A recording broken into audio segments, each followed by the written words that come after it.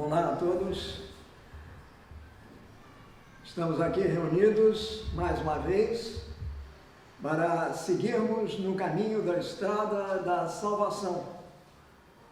E essa estrada da salvação, para nós também, passa por Damasco, como nós vamos ver daqui a pouco. Para isso, peçamos ao Senhor, nosso Pai, que nos envie o seu Santo Espírito, para que Ele nos ilumine, nos guie e nos mostre o caminho que leva a Deus. Para tanto, comecemos a jornada fazendo aquela oração que Jesus nos ensinou. Em nome do Pai, do Filho e do Espírito Santo. Amém. Pai nosso que estás no céu, santificado seja o vosso nome, venha a nós o vosso reino, seja feita a vossa vontade, assim na terra como no céu. O pão nosso de cada dia nos dai hoje. Perdoai-nos as nossas ofensas, assim como nós perdoamos os que nos têm ofendido. E não nos deixeis cair em tentação, mas livrai-nos do mal. Amém. A igreja celebra, como eu disse da outra vez, o dia de São Pedro no dia 29 de junho. E São Pedro é sempre festejado com São Paulo, na igreja. Depois de termos visto São Pedro, vamos hoje lançar um breve olhar sobre São Paulo. Não é possível a gente falar de Paulo no brevíssimo tempo que nós temos dessa nossa caminhada semanal. Há anos, para ser mais preciso, em 2009, nós levamos o ano inteiro, de março a dezembro, falando de Paulo. Mas falando especificamente de Paulo, era o ano paulino, assim instituído pelo Papa Bento XVI, e que nós celebramos aqui nessa nossa caminhada bíblica durante aquele ano de 2009, estudando algumas das cartas de São Paulo e, através delas, descobrindo o pensamento e a personalidade desse que foi o maior de todos os apóstolos, no meu entender. Não fosse ele, a igreja hoje não seria católica. Ela é católica, quer dizer, ela é universal pelo trabalho extraordinário realizado por este homem e, evidentemente, aqueles todos que o sucederam, como nós que estamos aqui, que somos a igreja de Pedro e a igreja de Paulo. Portanto, o que nós vamos fazer agora é lançar um breve olhar sobre essa figura extraordinária das origens, que ao lado de Pedro se constitui numa estrela de primeiríssima grandeza da igreja, não apenas da igreja primitiva, mas da igreja de todos os tempos. Paulo é figura permanente na nossa caminhada de fé, porque através das suas lições, que a gente descobre nas suas cartas, a igreja se mantém no caminho do reino de Deus, fazendo com que ele se implante na terra, porque esta foi a missão de Paulo, e esta tem que ser a missão nossa também, de batizados que somos. Por isso, é bom a gente voltar um pouco a esta figura no tempo, no dia em que a igreja o celebra, juntamente com o outro, Pedro, que foi o primeiro, aquele chefe dos primeiros 12 apóstolos que Jesus escolheu. Paulo veio depois, mas foi escolhido pelo próprio Jesus. E ele é uma figura de tão alto grau na história da igreja, que um dos padres da igreja, São João Crisóstomo, exalta-o acima de muitos anjos e arcanjos. Vejam bem, São João Crisóstomo considera Paulo acima de muitos anjos e arcanjos. Na literatura, há o famoso poema de Dante Alighieri, A Divina Comédia, em que Paulo aparece. Aparece lá no paraíso como vaso de eleição. Vaso de eleição é uma expressão tirada dos Atos dos Apóstolos, capítulo 9, versículo número 15. E o que é vaso de eleição? É um instrumento escolhido pelo próprio Deus. Ele foi isso, um instrumento escolhido por Deus, na pessoa de Jesus Cristo ressuscitado. Então, maior do que muito anjo e arcanjo, segundo Crisóstomo, vaso de eleição, vindo do próprio ato, dos Atos dos Apóstolos. E muitos outros consideram Paulo o 13º apóstolo. Jesus escolhera 12, e Paulo é considerado o 13º, porque na realidade ele foi escolhido pelo próprio Jesus, e Jesus ressuscitado. Isto é fundamental no estudo de Paulo, mesmo que seja brevemente, como nós vamos fazer agora.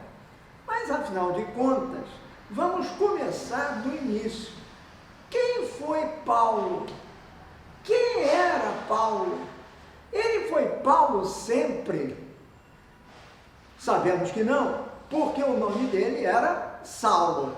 Portanto, vamos procurar no próprio, na própria Escritura Sagrada, no próprio,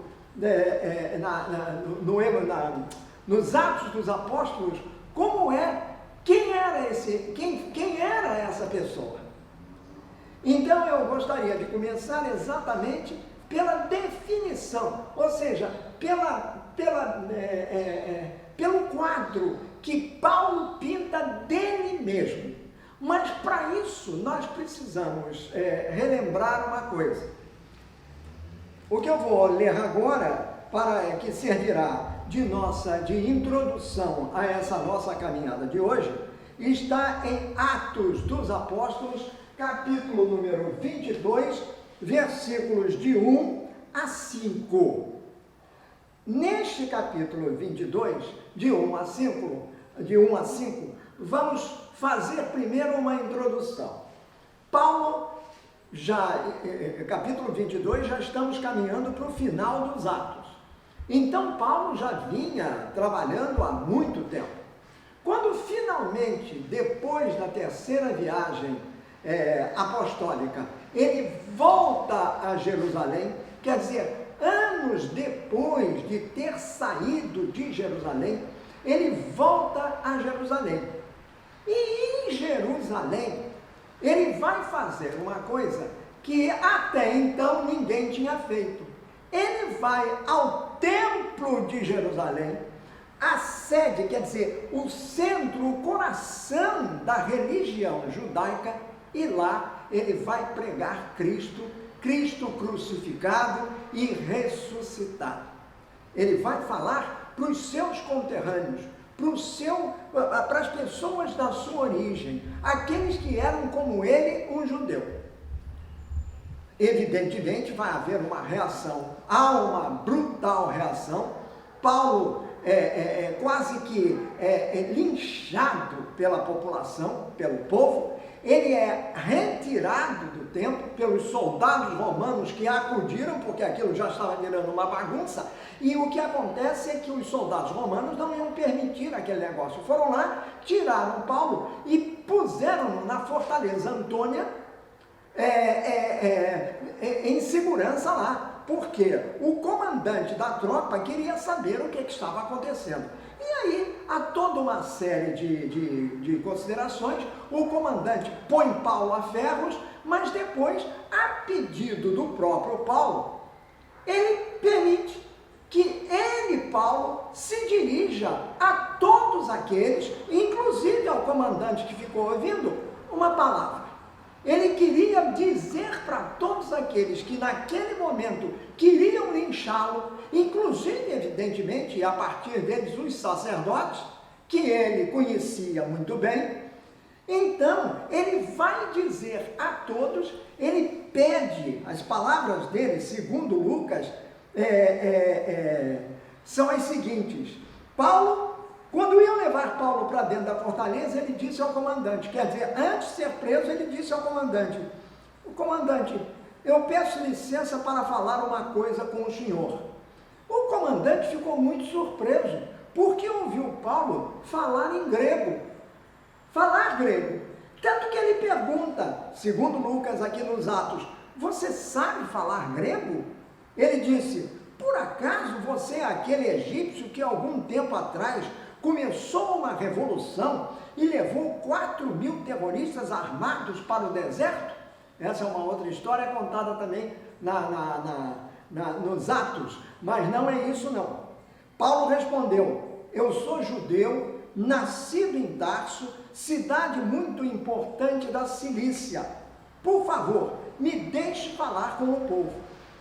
Quer dizer, ele falando em grego com o comandante, chamou a atenção do comandante e disse judeu. Não era egípcio, não era nada, eu sou judeu. Foi a primeira apresentação dele, mas nós vamos deixá-lo falar depois para o povo e a partir daí nós continuaremos.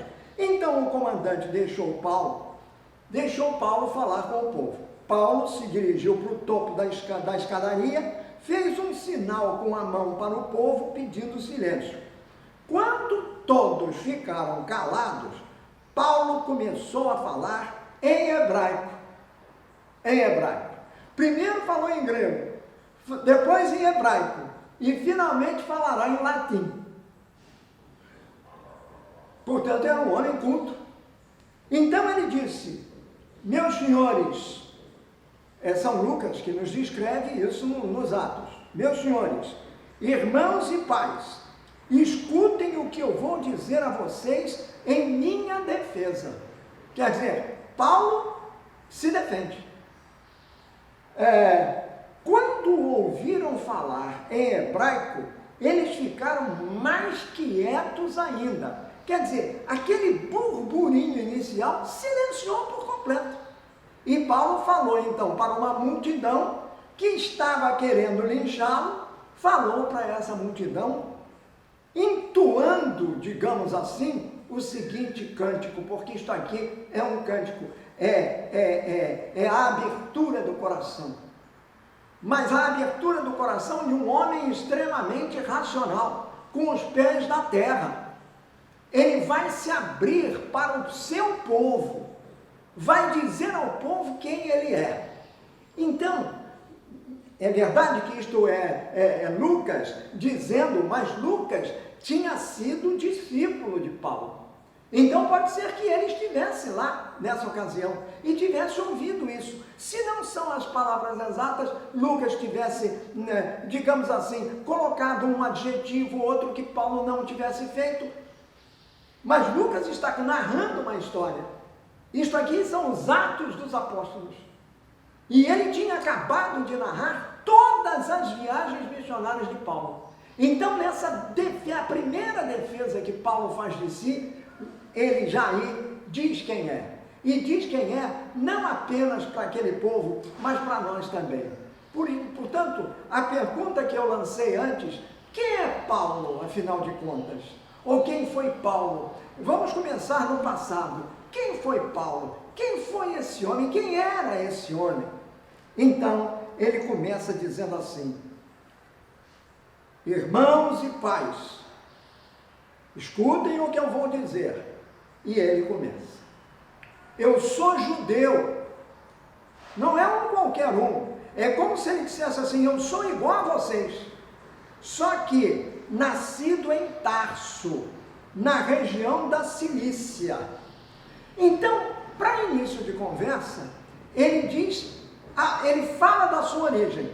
Primeiro, ele é judeu. Porque ele nasceu na cidade de Tarso, na região da Cilícia. Cilícia era uma importante província romana, que ficava a uma certa distância de Jerusalém, o centro da Judéia, não é? E o centro da religião, ficava para o noroeste de Jerusalém.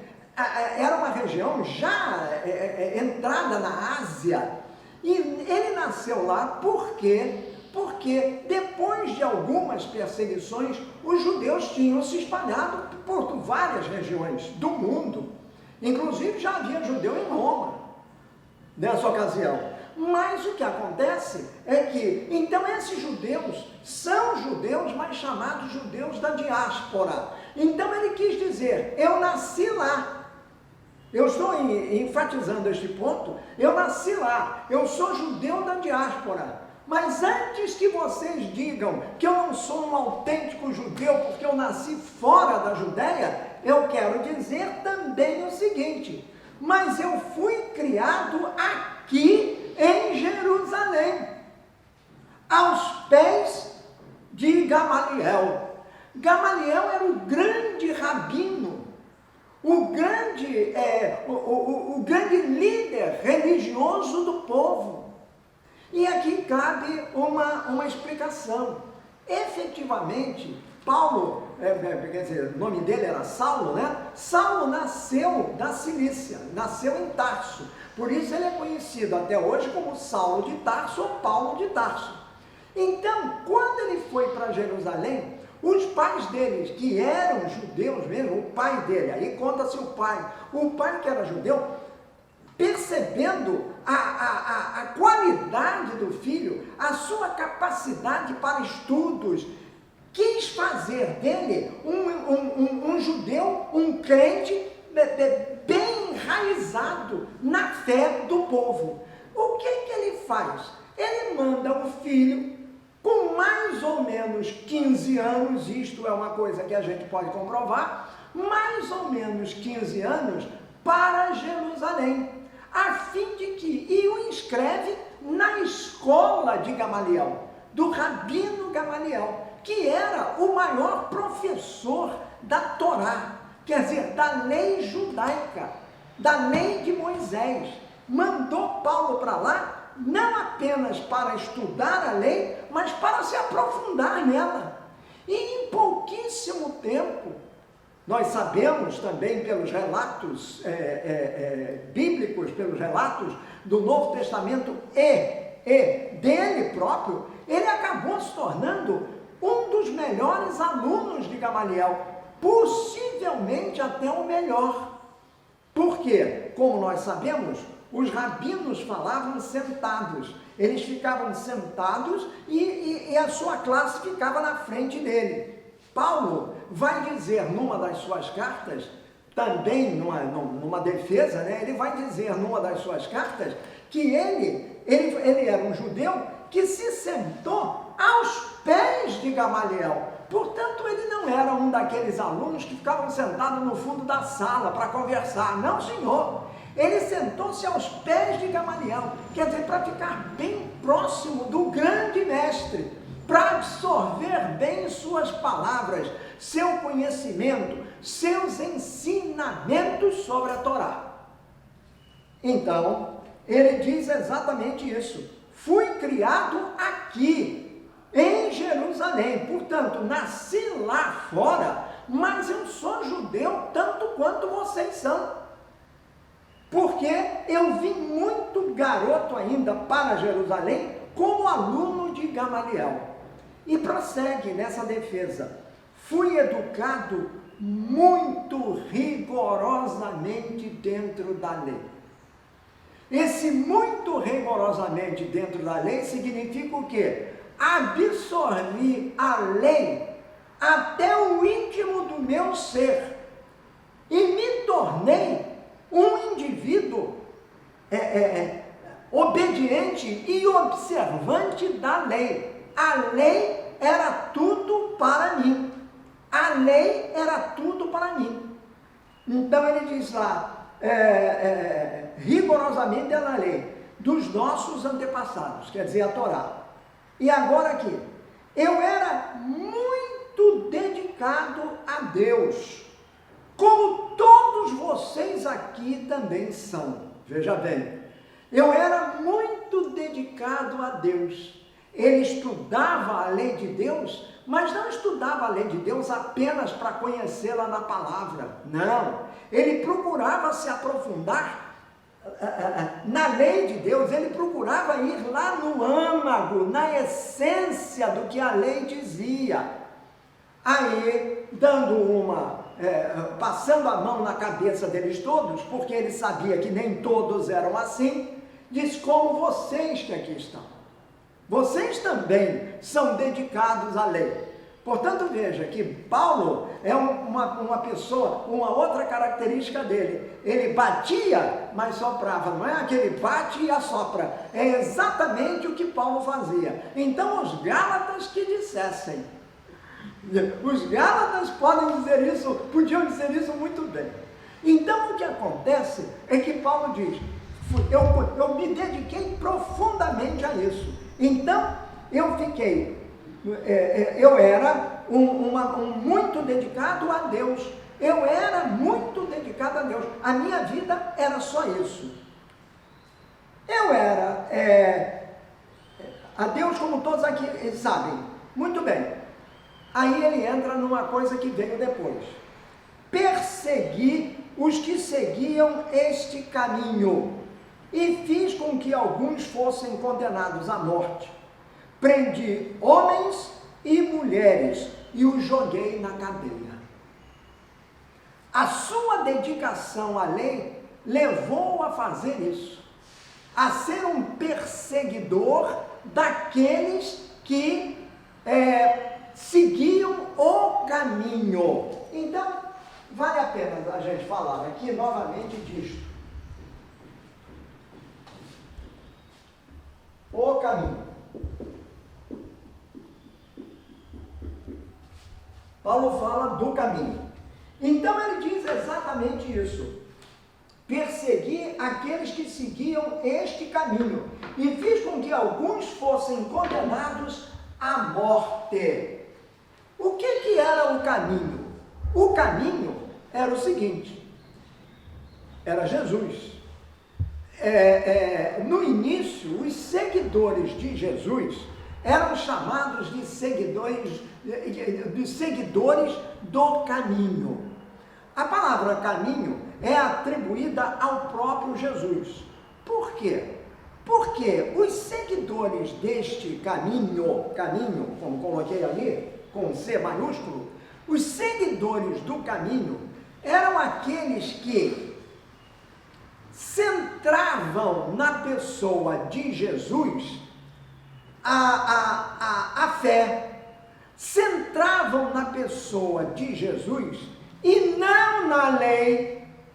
Quer dizer, eles eram judeus que passaram a seguir o caminho a partir de Jesus, crucificado e ressuscitado, porque eles se convenceram, eles tinham se convencido, eram pouquíssimos, não é? De que aquela pessoa, quem eles chamavam de caminho, a eles, que ele que havia morrido e ressuscitado, ele havia, era através dele que os pecados eram perdoados e a salvação era concedida às pessoas.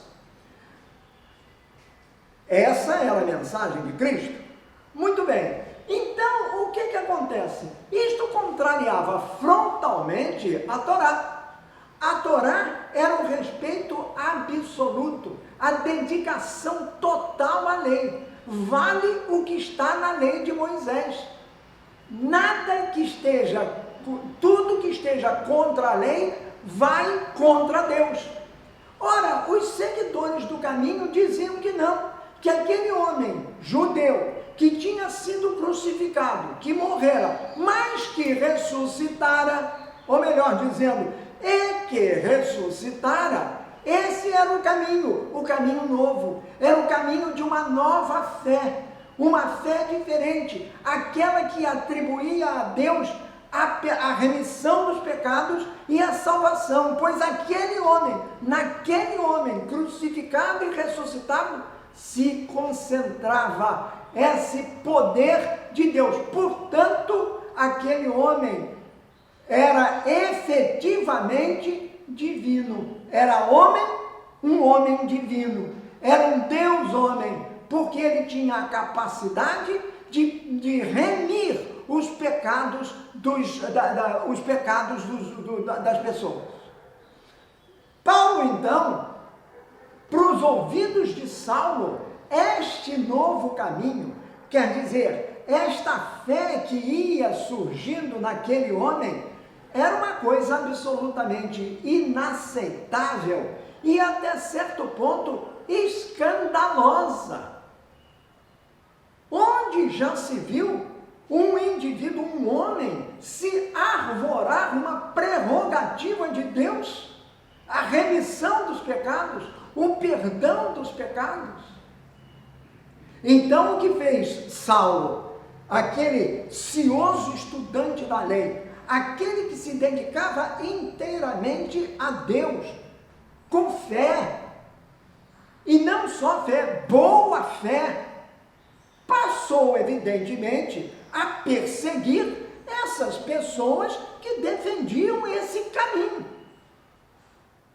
Essas pessoas que seguiam, que passaram a seguir esse caminho, que era, evidentemente, o caminho da salvação. Mas Saulo não aceitava isso, porque para ele a lei era o dom supremo de Deus.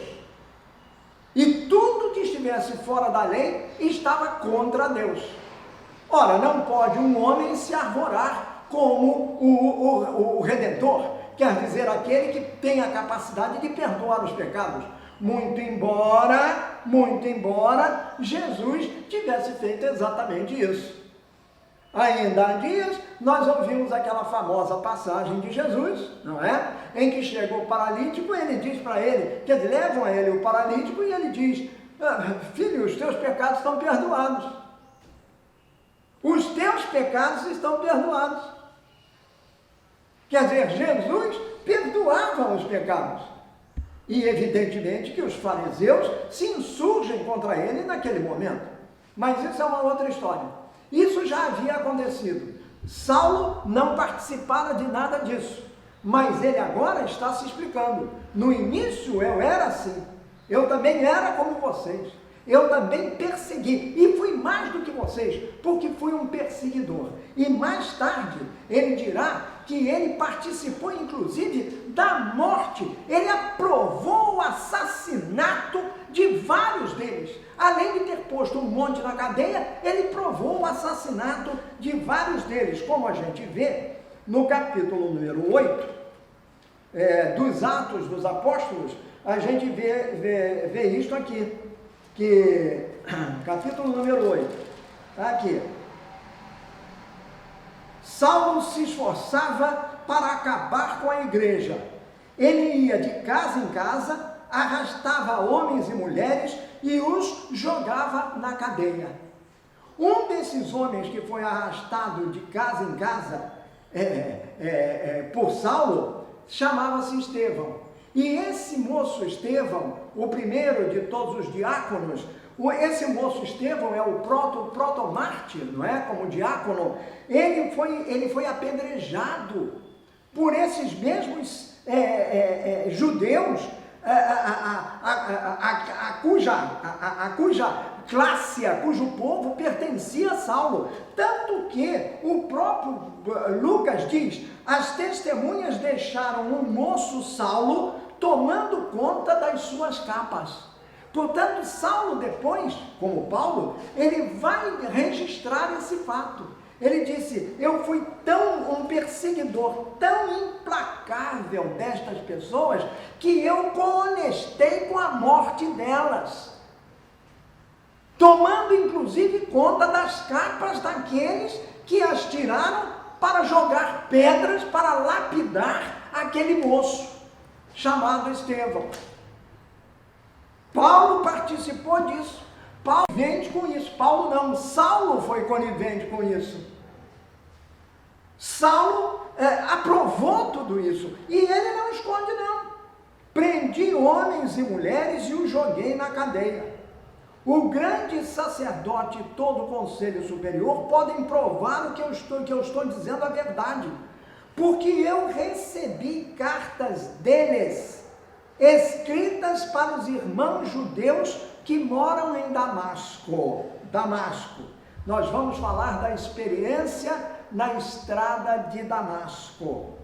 E fui até lá para prender os seguidores deste caminho e trazer os presos concorrentes a Jerusalém, a fim de serem castigados. Pois muito bem, este é Saulo. É Saulo dizendo abertamente quem ele era, muito embora nesse discurso que Saulo está fazendo, já não é Saulo que fala, é Paulo que fala. Mas ele estava falando do tempo em que ele foi Saulo, até que, munido de ordens de extradição, emitidas, prisão e extradição, quando não de morte, emitidas pelas autoridades religiosas de Jerusalém, as mesmas que queriam agora matá-lo, e por isso ele estava se defendendo. As mesmas pessoas tinham dado cartas de autorização a esse judeu radical, mas radicalmente voltado para a lei, que considerava aquela doutrina do novo caminho que se abria absolutamente inaceitável e escandalosa. Então ele diz, e ele fala de uma maneira que, como está escrito, como Lucas registrou, dá a entender que as pessoas conheciam isso, sabiam isso, e mais, ele invoca o testemunho dos grandes sacerdotes, do sumo sacerdote, que foi quem autorizou uma ordem de prisão, de extradição e de morte, a Saulo, para que ele fosse cumpri-la num outro país, numa outra terra, na qual esses sacerdotes não tinham autoridade, mas que ele fosse a Damasco buscar os seguidores do caminho, para que fossem devidamente castigados em Jerusalém. Eles eram judeus, sim, e estavam lá em Damasco, mas o grande sacerdote de Jerusalém não tinha autoridade para fazer isso. No entanto, fez, entregou a Saulo, mandou que Saulo cumprisse aquilo, e Saulo partiu com uma disposição irrefreável de prendê-los a todos, porque ele simplesmente não aceitava a doutrina nova que surgira, o caminho. Ele não aceitava o caminho, e o caminho tem-se por Jesus Cristo. O nome não era nem pronunciado, era apenas o caminho. Pois é este homem, Saulo, jovem ainda, que se dirige a Damasco. Ele vai contar essa história nesse mesmo capítulo número 22, 1:5 e o 26, 12 ao 14, que é mais ou menos o mesmo relato, com algumas observações a mais. Mas eu vou ficar, por enquanto, neste aqui, no caminho.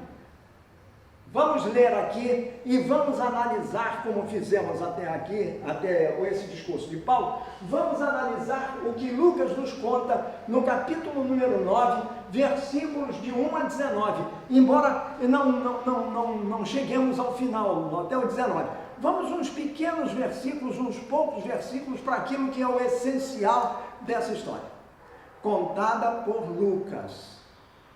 Essa mesma história será repetida pelo mesmo Lucas, mas com palavras colocadas na boca de Paulo.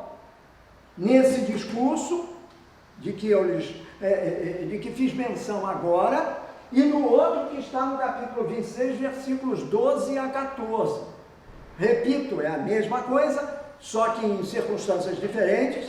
Saulo faz uma segunda defesa dele, Paulo, no caso, faz uma segunda defesa dele. E o que vai acontecer é que nesse segundo discurso, que ele fala essencialmente do mesmo assunto, ele vai acrescentar umas coisinhas a mais, que nós podemos colocar aqui, nesse capítulo número 9, versículos de 1 até 19. Como vimos, o próprio Paulo, no seu discurso perante a multidão em Jerusalém, e perante o comandante da guarda que o tinha prendido, no seu discurso, Paulo faz a sua defesa, e começa mostrando quem ele fora para chegar a quem ele era naquele momento do discurso.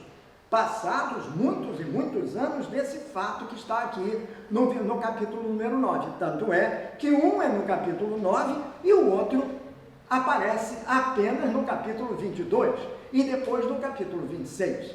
Portanto, há um lapso de tempo bem grande entre os fatos aqui narrados. Diz Lucas: enquanto isso, Saulo não parava de ameaçar de morte os seguidores do Senhor Jesus, chamados de caminho.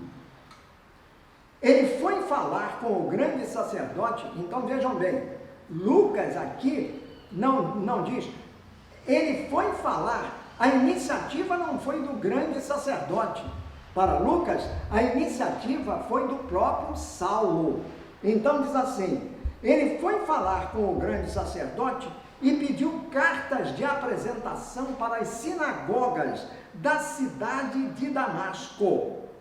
Com esses documentos, Saulo poderia prender e levar para Jerusalém os seguidores do caminho do Senhor.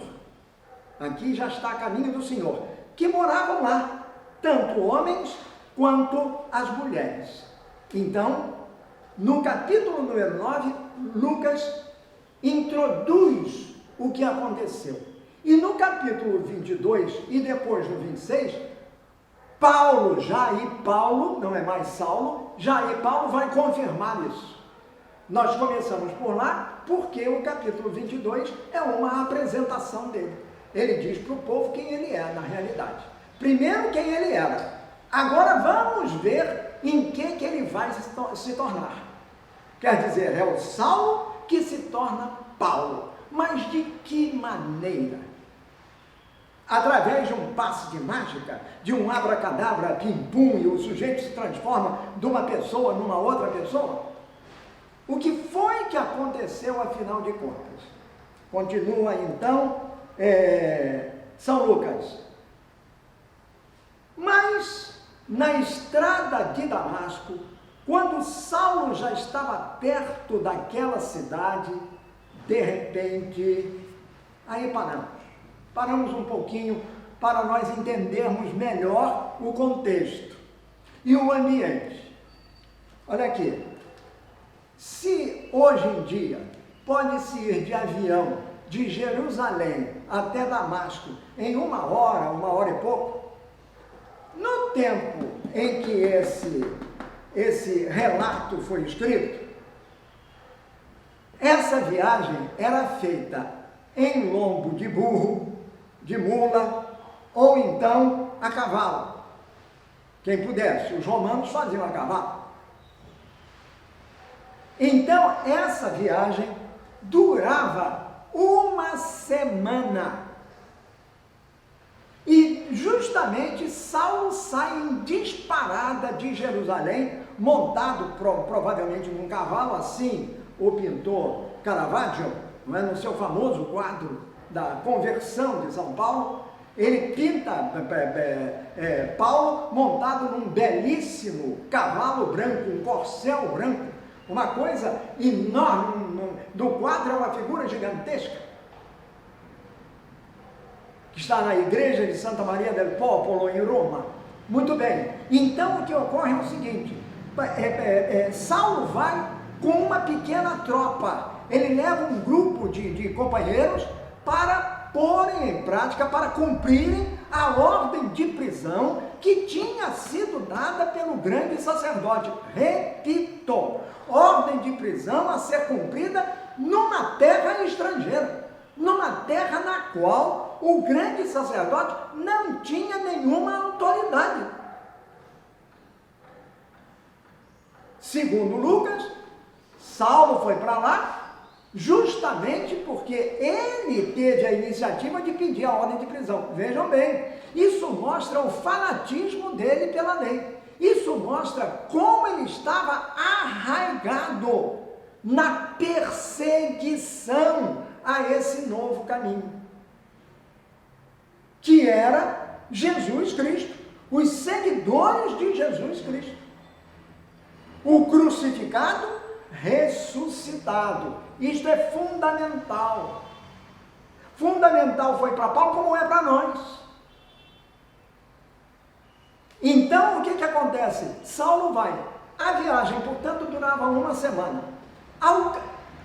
Evidentemente, o tempo não era inverno. Tratava-se da primavera. E provavelmente, dizem os estudiosos, o ano em que isso aconteceu foi o ano 32 depois de Cristo.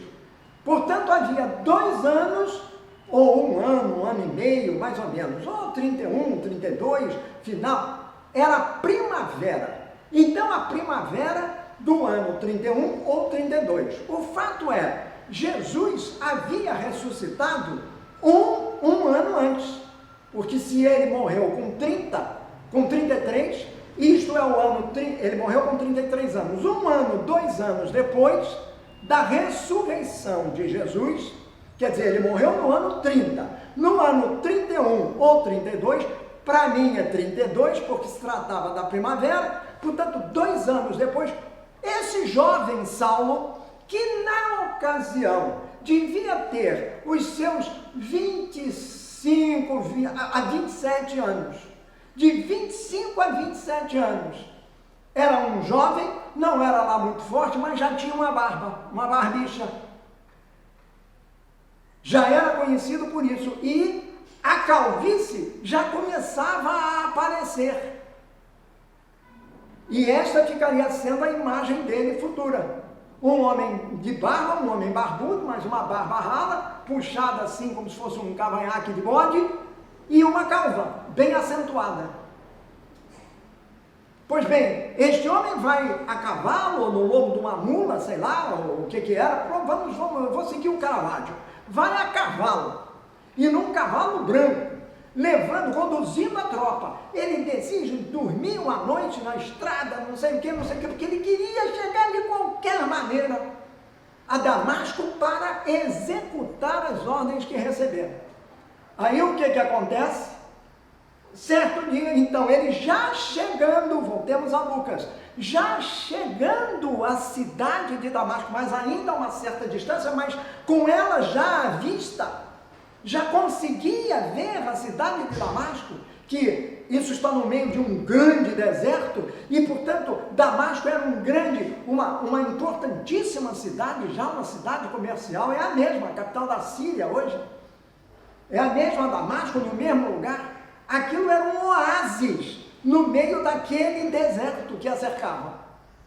Ele já podia ver, ele está nas encostas, há uma colina, sobem uma colina, do topo da colina eles veem a cidade de Damasco, e depois descendo a colina, eles vão entrar em Damasco. Pois é justamente nessa hora que ele está subindo a colina, a hora, ele diz, lá no capítulo 26, ele vai dizer que horas eram, ele vai dizer assim, por volta do meio-dia, portanto, quando o sol estava a pino, já indicando o quê? Já indicando a fonte da luz. Tudo isso tem um símbolo, tudo isso tem um significado, é um símbolo com um significado especial. A luz natural, a luz do sol, está brilhando sobre eles, é quase meio-dia, já estamos perto do zênite do sol. Então, nesse momento, continua São Lucas, Ele diz assim: na estrada de Damasco, quando Saulo já estava perto daquela cidade, de repente, uma luz que vinha do céu brilhou em volta dele.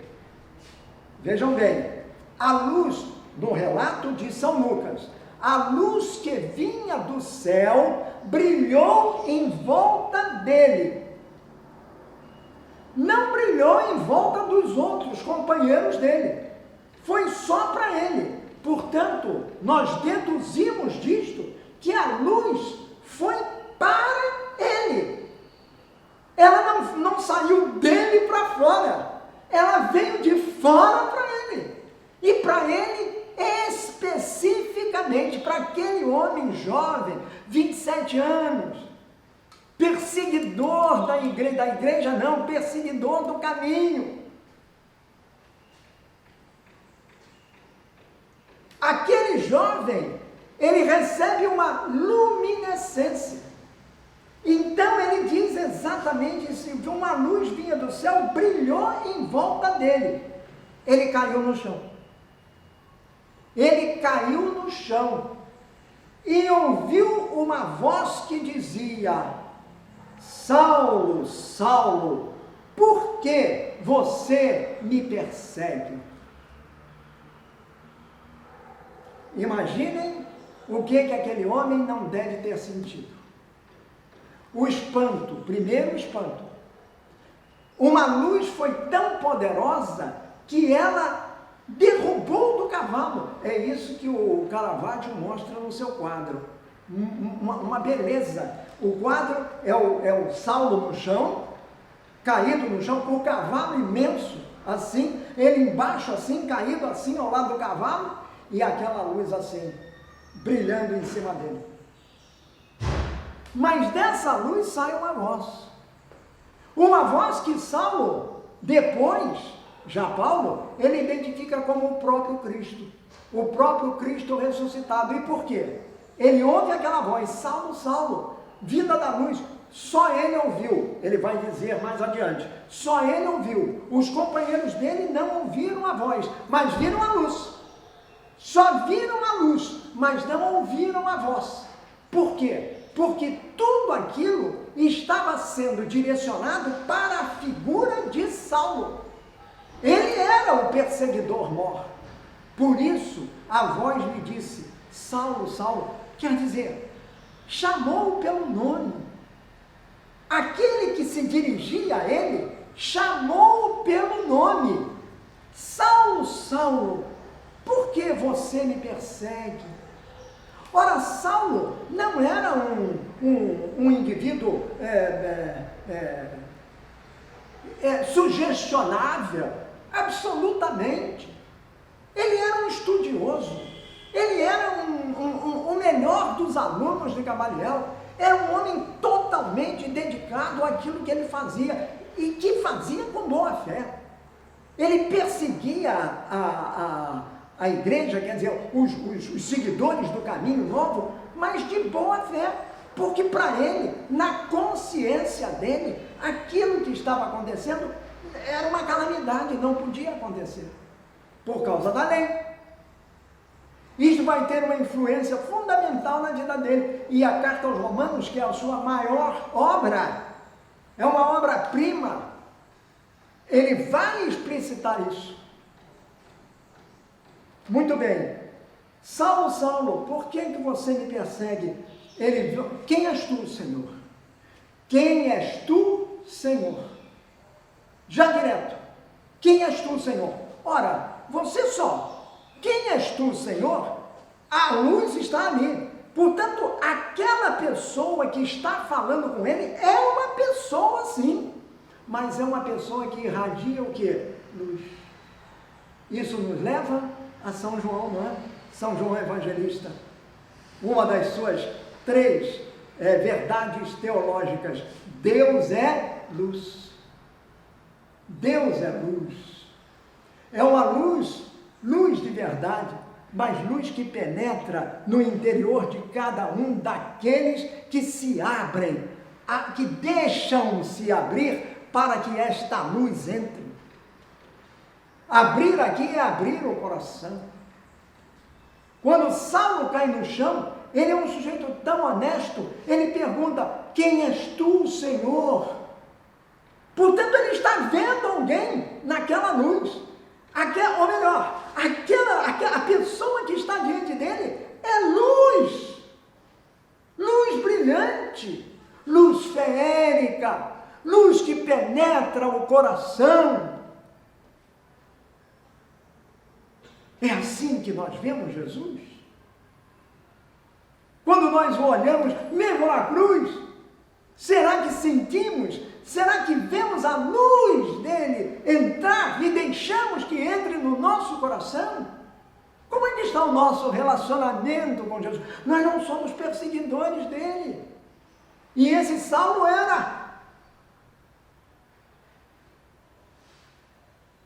Senhor, quem és tu? É uma boa pergunta que nós devemos fazer sempre. Quando estamos na aflição, quando estamos vivendo a angústia, quando estamos vivendo esses momentos de desespero como agora, mas sempre com o pensamento voltado para aquele que tudo pode, aquele que é luz, para romper as trevas em que nós vivemos hoje em dia. Deixe-o chegar e pergunte a ele: Senhor, quem és tu? E ele não vai deixar de responder, porque ele respondeu. A voz respondeu: eu sou Jesus, aquele que você persegue. Eu sou Jesus, aquele que você persegue. Lá no capítulo número 22, só para dar uma ideia do que era, ele diz assim, aí é Paulo contando a sua conversão. Aí naquela história que eu acabei de contar da prisão, ele está falando para o povo. Eu estava viajando, já me encontrava perto de Damasco e era mais ou menos meio-dia, foi por isso que eu disse. De repente, uma forte luz que vinha do céu brilhou em volta de mim. Está idêntico ao que está lá atrás. Eu caí no chão, também a mesma coisa, e ouvi uma voz que me dizia, o relato bate, não é? Saulo, Saulo, por que você me persegue? Então eu perguntei, quem és tu, Senhor? Eu sou Jesus, aqui ele diz, aqui mais adiante ele não diz, lá no capítulo 9, eu sou Jesus, aquele que você persegue. Aqui ele se diz, eu sou Jesus de Nazaré, aquele que você persegue.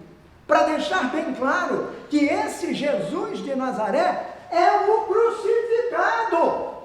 É o crucificado ressuscitado, porque quem está ali na frente dele é uma pessoa viva. É um homem igual a ele.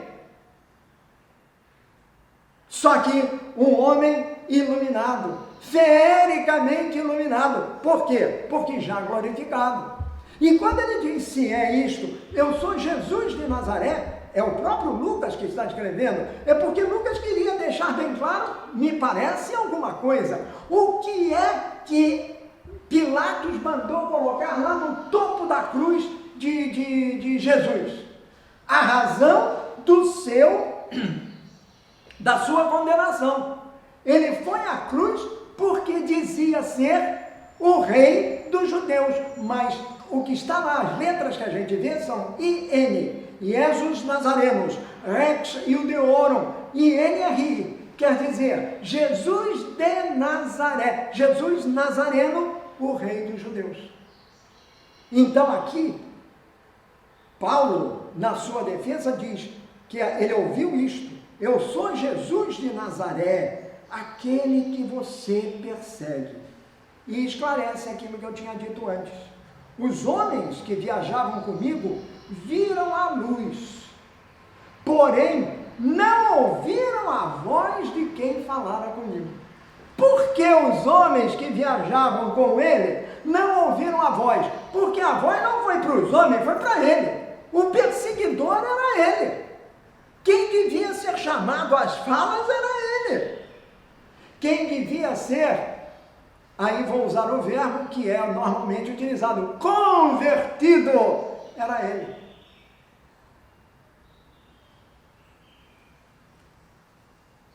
Eu perguntei,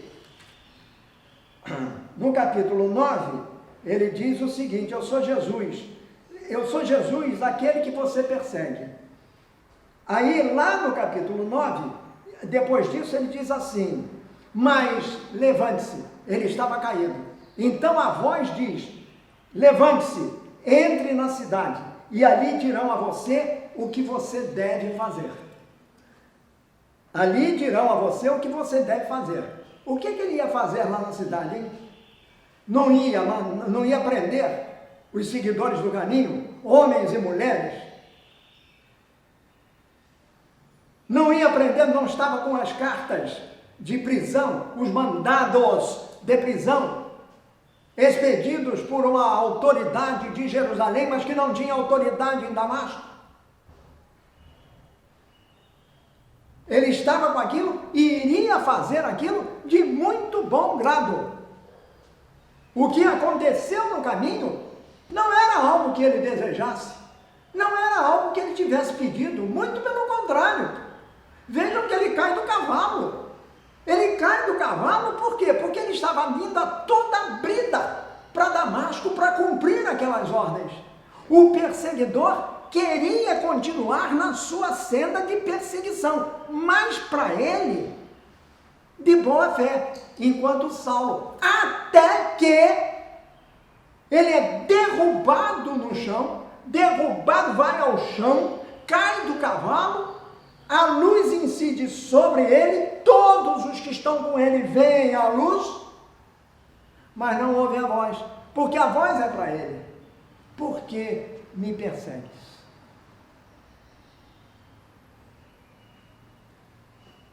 Quando nós deixamos de fazer aquilo que Jesus pede que nós façamos, nós estamos, de uma certa maneira, perseguindo Jesus.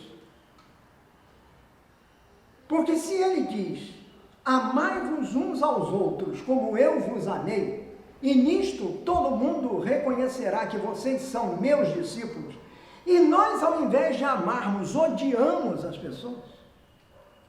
Quando ele diz: amai-vos uns aos outros, sede solidários, sede fraternos uns com os outros, levai o amor de vocês aos outros, que o teu amor é o meu amor em você, e nós fazemos exatamente o contrário, utilizando-nos dos meios de hoje, que não é carta de prisão, não é um revólver, não é um cacetete, é pior. São as mídias sociais, esses instrumentos que deviam ser utilizados para o bem, mas são utilizados para o mal. Quando se odeia, divide-se. Então a divisão hoje é flagrante, é patente, até na igreja. Até na igreja. Estes são tempos muito sombrios. Deixemos-nos iluminar por essa luz, a mesma que atingiu Paulo, que atingiu aquele Saulo, e que fez de Saulo Paulo nesse momento. Quando é que Paulo se transforma em Paulo? Quando é que ele deixa de ser Saulo para virar Paulo? No momento em que, Senhor, lá adiante, eu perguntei, ele é que fez a pergunta: Senhor, o que devo fazer? No relato original, no relato inicial de Lucas, no capítulo 9, ele não diz isso. Lucas diz: mas a voz falou com Saulo e disse: mas levante-se, é preciso que você vá a Jerusalém, e lá te dirão, a Damasco, e lá te dirão o que você vai fazer. Lá te dirão isso, o que você vai fazer. Aqui no capítulo 22, é o próprio Saulo que diz assim: eu perguntei, Senhor, o que devo fazer? Então ele já está transformado.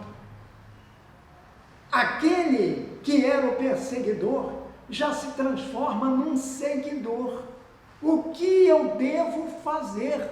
A iniciativa é dele, a partir da iluminação que ele recebeu. Tanto que, quando ele falar do mesmo assunto nas cartas que ele escreve, ali, 1 aos Coríntios 9:1, 2 aos Coríntios 4:6 e principalmente a carta aos Gálatas, capítulo 1, versículos 15 a 16, ele vai dizer exatamente isso. Que ele teve uma visão,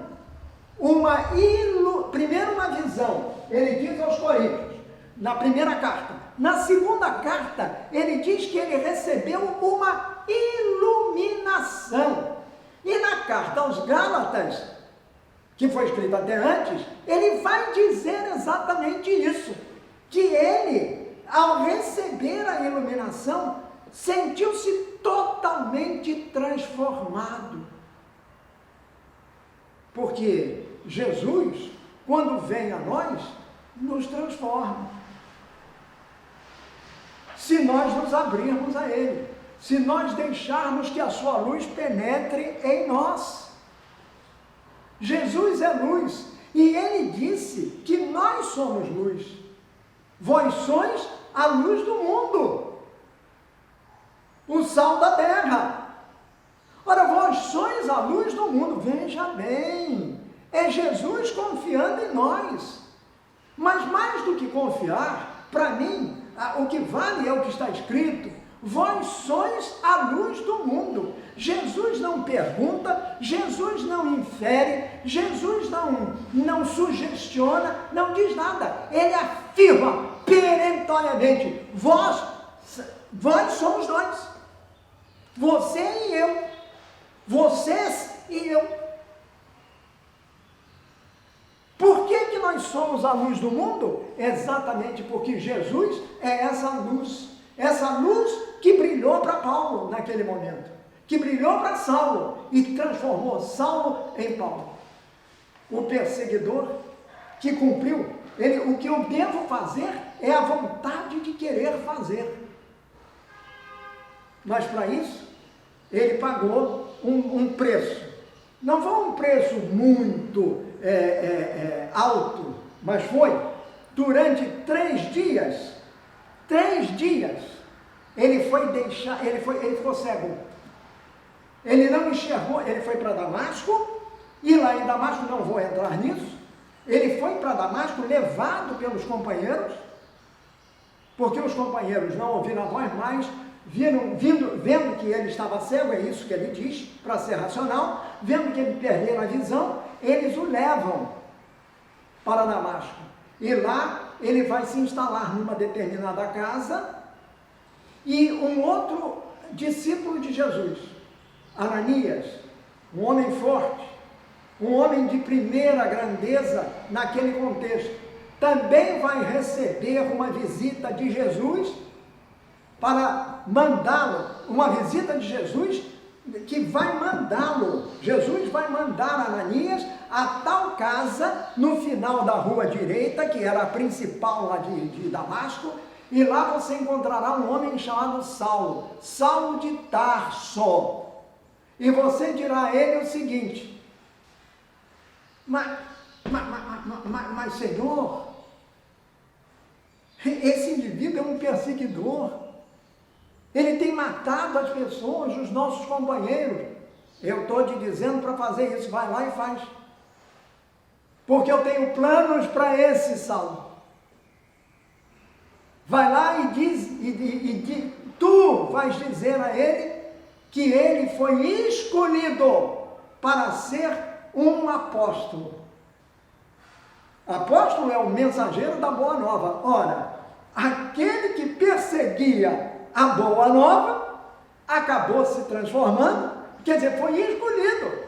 Deus não faz acepção de pessoa. O perseguidor foi quem ele escolheu para ser um novo mensageiro da boa nova. E com a graça dele, de Jesus, dele, ele se transformaria no maior de todos. Porque se não fosse por ele, o evangelho não teria se espalhado pelo mundo. Quando ele faz esse discurso ali do capítulo 22, a palavra de Deus já tinha se espalhado por toda a Ásia, já tinha entrado na Europa.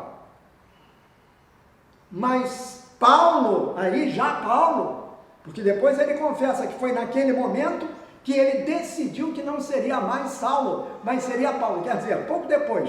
Tanto que ele vai desaparecer de cena, ele vai ficar 3 anos fora, ele vai sair de Damasco, vai para um lugar que hoje é a Jordânia, e lá vai ficar enfurnado durante 3 anos.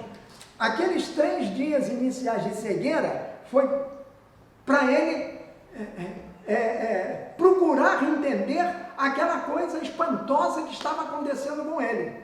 Quando ele se conscientizou de que ele já não era mais a mesma pessoa, porque ele iria fazer aquilo que o Senhor lhe havia pedido que fizesse, através de Ananias, Deus, ele quer que você vá espalhar o evangelho, ele te constitui como apóstolo para os gentios.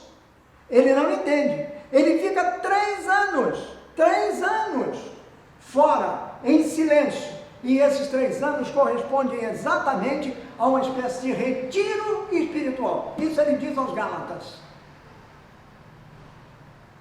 De retiro espiritual. Passei 3 anos fora, sem vir a Jerusalém. Não vi ninguém. E quando ele foi a Jerusalém, foi quando ele encontrou pela primeira vez Pedro, Tiago, João.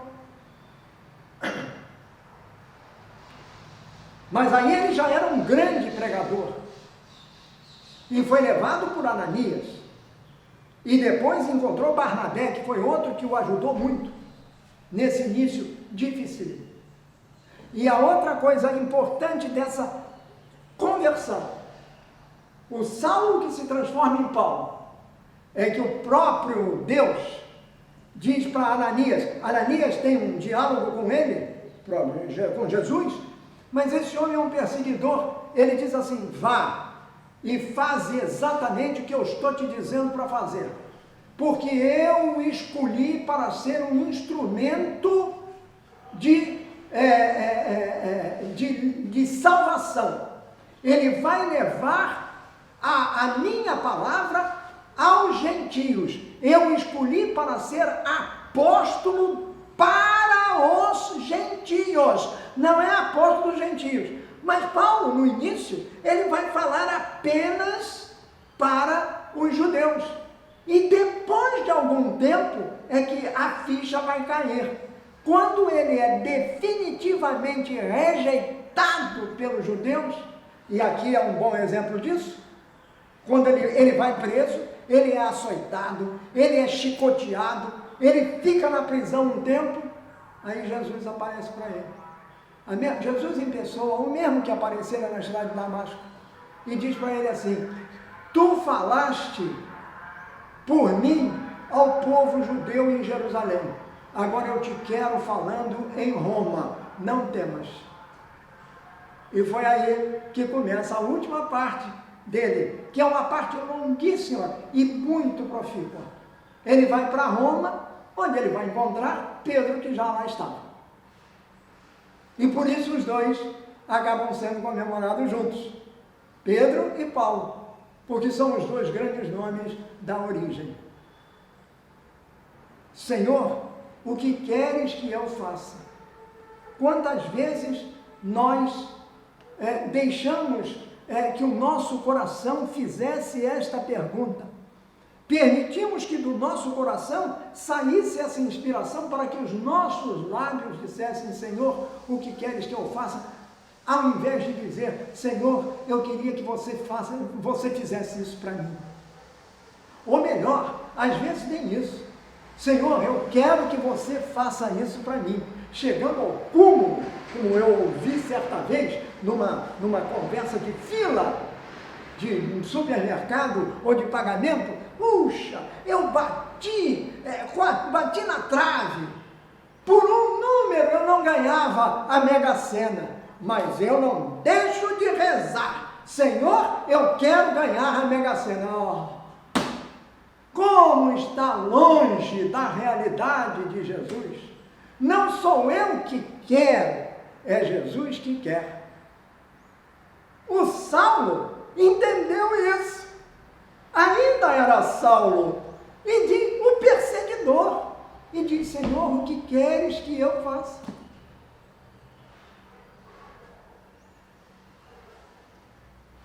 Vai para Damasco e lá te dirão o que eu quero que tu faças.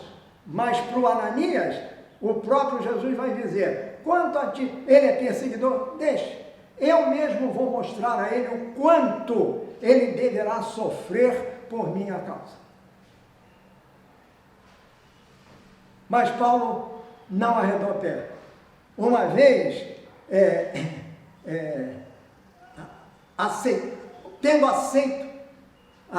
tendo dito sim a Jesus, aí ele se lançou no caminho de Jesus, com a mesma sofreguidão, com a mesma vontade, com o mesmo querer que fizera dele um implacável perseguidor da igreja.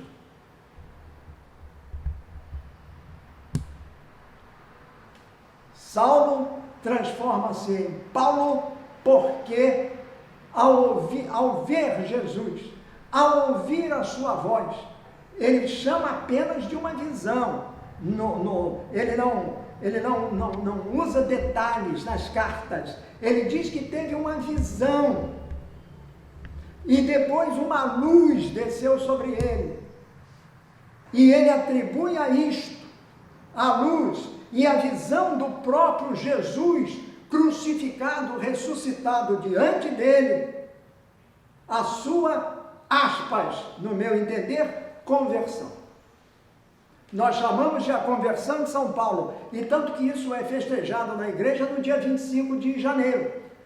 Ora, como a cidade de São Paulo foi fundada nesse mesmo dia, num 25 de janeiro de 1554, então isto passou a ser, a cidade tomou o nome de quem? De São Paulo, o que é uma enorme distinção, uma grande bênção, e é efetivamente uma grande cidade.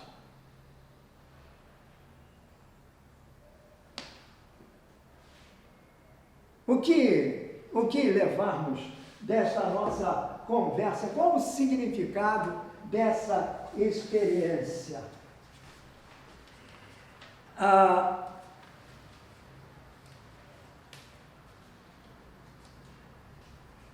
Deixar-se iluminar por Cristo. Ouvir a sua voz, mesmo que nós não a vejamos.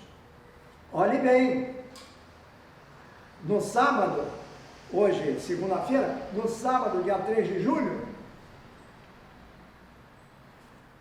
a igreja celebrou a festa de São Tomé. E São Tomé quem era? Um dos 12 apóstolos iniciais, o incrédulo. Ele não acreditou que Jesus tinha ressuscitado. Não acreditou. Mas quando ele vê Jesus, e Jesus atende à vontade dele, não precisava, mas com esse carinho, atendeu à vontade de Tomé: põe o teu dedo aqui nas minhas feridas, põe aqui no meu lado lancetado, e não sejas, e creia, não sejas infiel. Aí Tomé: meu Senhor e meu Deus. Meu Senhor e meu Deus, que nós repetimos na hora da consagração. Meu Senhor e meu Deus. Aí Jesus dá uma lição, como deu a Paulo. Dá uma lição. Olha aqui, Tomé, porque você viu, você acreditou. Bem-aventurados os que não viram, somos nós, mas acreditaram. Nós acreditamos. E nós acreditamos no Cristo crucificado, ressuscitado, mormente porque somos aqui passionistas. No Cristo crucificado e ressuscitado. Nós acreditamos nele. Deixemos-nos invadir pela sua luz, como Saulo deixou-se fazer naquela estrada de Damasco. Aquele momento extraordinário da vida de Saulo, em que uma luz, por volta do meio-dia, com o sol brilhando, uma luz foi mais forte, mais intensa, mais feérica. Essa luz era o próprio Jesus penetrando em Paulo, transformando aquele homem Saulo em Paulo. Paulo, que se atribuiu o nome Paulo, e Paulo é porque é Paulus, e Paulus em latim, no caso Paulum, quer dizer pequeno. Ele era um baixinho, realmente, ele era baixinho, por isso ele se atribuiu o nome de Paulo. O Saulo ficou para trás, o Saulo real, o Saulo concreto, o Saulo que ele nunca negou ter sido, e daí a sua grandiosa, a sua notável personalidade. Ele não negou o seu passado, mas aproveitou para nos dizer que do passado ele fez o presente. Mas ele fez não porque quisesse, não por sua iniciativa, mas porque ele recebeu de fora essa luz.